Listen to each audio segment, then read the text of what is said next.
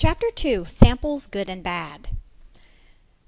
The goal of sampling is that we want to make a statement about a large group of individuals, which is the population, but we've already recognized that we need to be realistic, and oftentimes it is not practical or even possible to measure each individual in the population.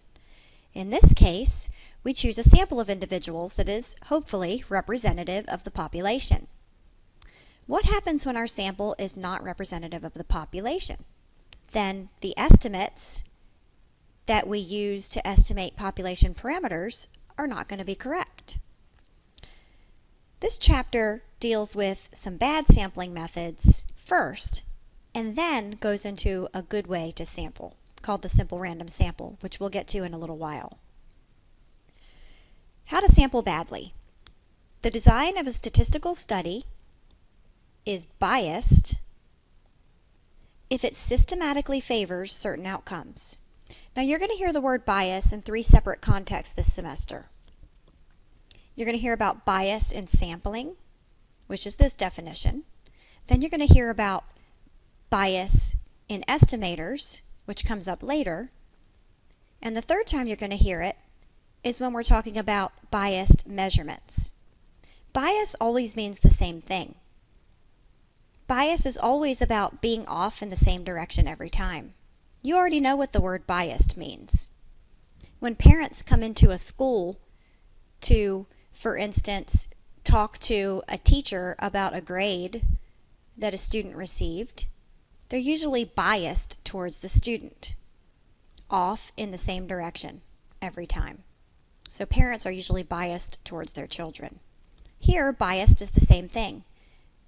The design of a statistical study is biased if it systematically favors certain outcomes. A voluntary response sample chooses itself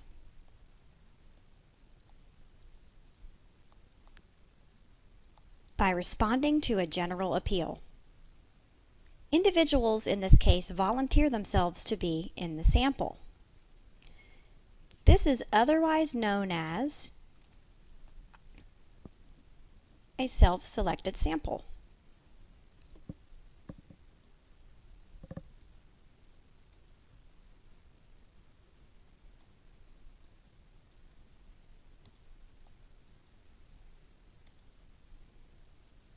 This is otherwise known as a self-selected sample.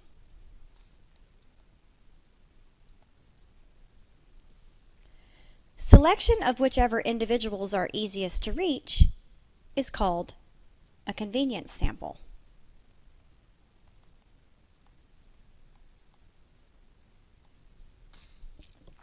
In this case, the researcher chooses who to ask to participate. Individuals can still choose not to participate. Convenience samples and voluntary response samples are often biased. Let's do an example.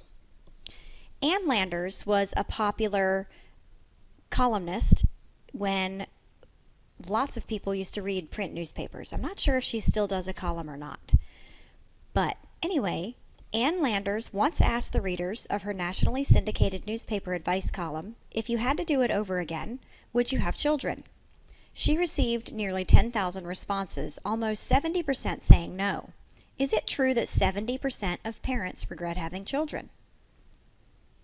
This would mean that roughly 70% of the students in this class have parents that regret having them. Could that possibly be true? The answer is no. What happened here? Well, Ann Landers' advice column, you have to write in to reply. At least you did a long time ago. Even if you had to log onto a website to reply, it takes effort. So the people who responded here were the ones who felt strongly and negatively. So respondents were those who felt strongly, and in this case, negatively,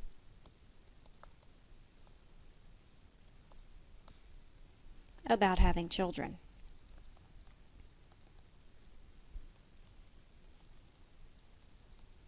This is an example of a voluntary response sample, or a self-selected sample.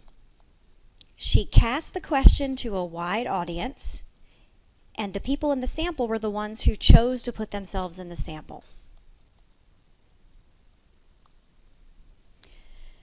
Example 2. A student at the university is conducting a survey to find the opinion of her fellow students on the availability of student parking on campus. She stands outside of a dorm and polls fellow students as they leave the dorm. Which bad sampling method is this? This time, the respondents still have a choice of whether they want to be in the sample or not, but they're actively being pursued individually to participate. This researcher is asking each person as they come out to participate in this study. So this is not a voluntary response sample. This is called a convenience sample. So this is an example of convenience sampling, because the researcher is getting her sample in the most convenient way possible.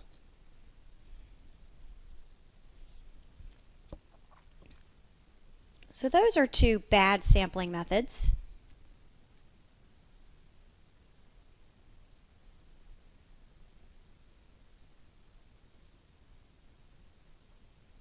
And now we want to cover a good sampling method. The most basic good sampling method is known as the simple random sample. We abbreviate this often SRS. You'll notice that right here. The simple random sample is at the heart of all good sampling schemes.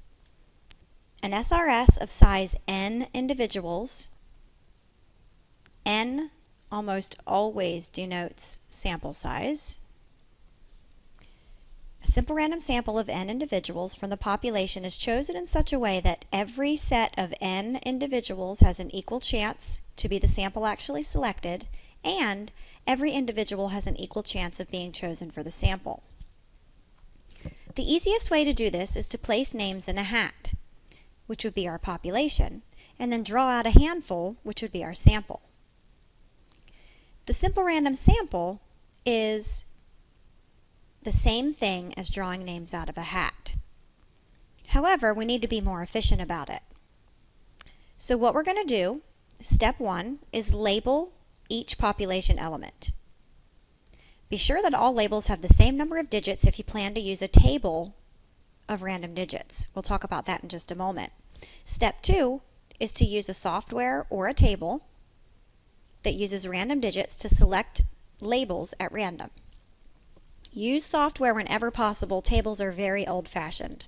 I think the only people on the planet that use tables at this point are students in introductory statistics courses.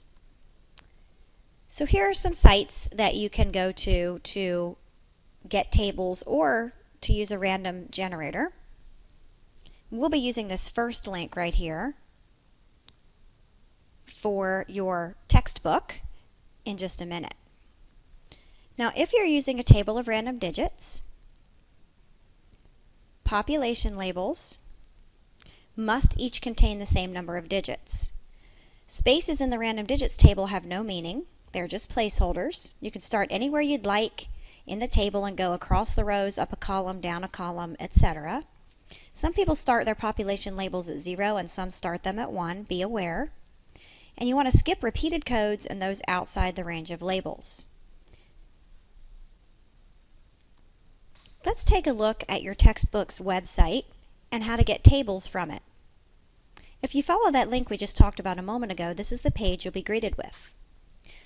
Over here in the right column of the plus symbols under Browse by Category, you can click Tables, and then simply click there to open up a printable version of a table of random digits. Notice that the table of random digits in your textbook has one page, and each line is numbered. So these line numbers we're not going to use those to actually get our sample. That's just to keep your place of where you are. Let's look at line 116 right here.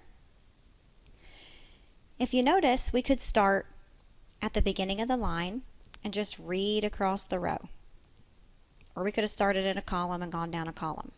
We could start in the middle of a row, we could start in the middle of a column, it doesn't matter. These spaces in between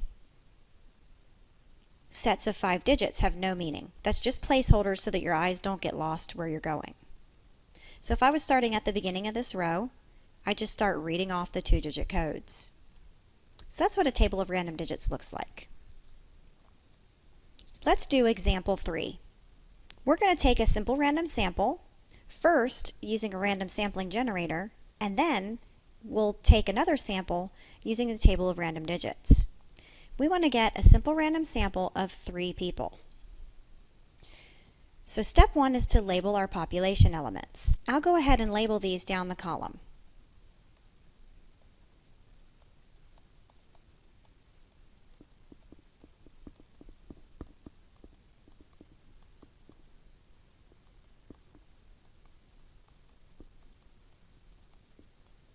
Notice how long that took. This is why we keep our example populations very short in here. So we've labeled our elements, and we want to pick 3 of them randomly. But in this part of the example, it tells us to use a random sampling generator. I have followed the instructions written in your lecture notes and pulled up a simple random generator from your textbook. The way that we use this one is to put the highest number for our population elements in there, and in this case that's going to be 20. We had 20 population elements. Next, we want to tell it how many to sample, and we only wanted 3 this time. So if we hit the sample button, it takes a simple random sample for us. Notice how quick and convenient that method is. We're taking element 14, 5, and 3. Now all there is left to do is match our codes to our population elements, and we have our sample. We have Schumacher, Draper, and Claudia. I believe we said 14, 5, and 3. So that's how you take a simple random sample using your random sampling generator. Now we want to take a simple random sample using our table of random digits. Whenever I ask you to do this in class, I will always give you, or on homework, we will always give you a line from the random digits table so that we always end up with the same answer. Otherwise it would be impossible to grade. So we're starting with our line that I've told you to use, and we want to get 3 elements from our population codes of 20. Now, if I start here and I see element 0 and element 5, 4, and 9, if I just pick single digit codes, I can never get any of my 10th element, my 11th element, and so on. This is why it's important to use the same length code for each population element. So we're going to go back here and give everyone the same length code. We'll give them all a 2-digit code. To get my sample, I'm going to pick 2-digit numbers out of my list. My first 2-digit number is 5. So that's good. We've chosen the first person. The next 2-digit code is 49. But who's person 49 in our list? That person doesn't exist because we only go up to 20. So we have to skip 49 because it's outside the range of our codes. The next 2-digit code is 71. Notice that that space in between the 7 and the 1 has no meaning. The next 2 digits are 7 and 1. Again, that's out of the range, so we skip it. The next element is 20, so we're picking person 20. The next 2-digit code is 05 again.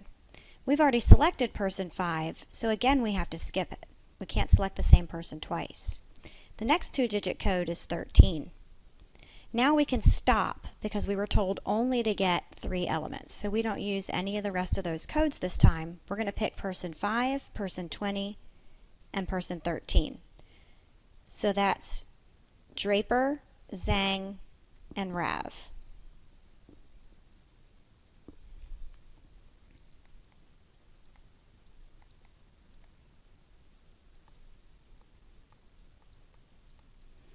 Hopefully you can see that using the table of random digits is highly inconvenient and subject to error, so we always want to use a random sample generator whenever possible. Some final thoughts. Can you trust a sample? We can't trust results from convenience and voluntary response samples because they are chosen in ways that invite bias. We have more confidence in results from a simple random sample because it avoids bias. So the first question that you need to ask of any sample is whether it has random sampling at its heart. Even though simple random sampling is a really nice tool for getting a random sample, it is not sophisticated enough to deliver the kind of information we want in many cases. We need more sampling options, and these are coming up soon.